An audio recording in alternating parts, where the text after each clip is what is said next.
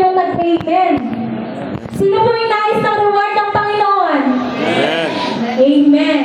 So, maging ano tayo? Maging faithful tayo sa Kanya. Amen? And also, doon din po natin makikita na yung rewarded ng nais ng Diyos, makakamtan natin ayon sa ating mga gawa. Kung ito ba'y mabuti, kung ito ba'y masama. Amen? At sabi pa dito, the reward of the faithful steward, ang sabi dito sa Matthew 25:21, His Lord said unto him, well done, thou good and faithful servant. Sarap pakinggan po yun pagdating ng araw. At the end of the day, sasabihin sa'yo ng ating Panginoon, well done, my servant, good and faithful servant. Wow, ang sarap po ng pakiramdam. Amen?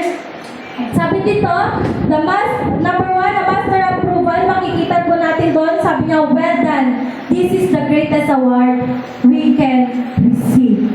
Amen? At natapos mo na rin. Natapos mo na, anak, yung paglalakbay mo. Kasi faithful ka. Amen? Alam niyo po ba yung mga nagpapaligsahan sa mga track and field? Di ba po, dire-diretso yung lakad nila, yung takbo nila? Kung tayo po ay tumatakbo, titingin tayo sa kaliwat kanan, likod, mahirap po natin makamtan yung reward na nasa harapan, baka maunahan pa po tayo. Pero kung tayo po ay nakafocus sa Kanya bilang steward of God, nakafocus tayo, yung reward na nais nating makamtan, dapat focus tayo dun eh. Huwag tayong titingin sa kahit na kanino, na kahit na sino. Baka iyan yung hadlang sa hindi mo pagkamit sa reward ng ating Panginoon. Mahirap na. Sa'yo na nga, nawala pa. Diba? Sabi nga nila, pera na nga, naging bato pa. Diba? Pero sa ating Panginoon, sa'yo na, kukunin mo na lang. Amen? At sabi pa dito, promotion. Matatanggap natin yung kanyang promotion. Ang sabi sa ating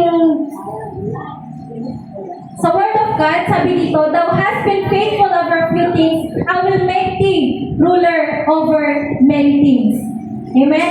Nakikitaan ka bilang katiwala na dapat kang lingkod, and that's so, tapat kang lingkod, and that's so, hindi lang dyan, kundi matatamo mo yung reward na tinatawag. And also, yung promotion and the eternal joy.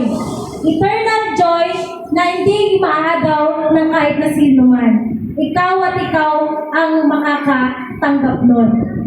Hindi mo naman pwedeng tanggapin yung eternal joy ng katabi mo kung hindi mo na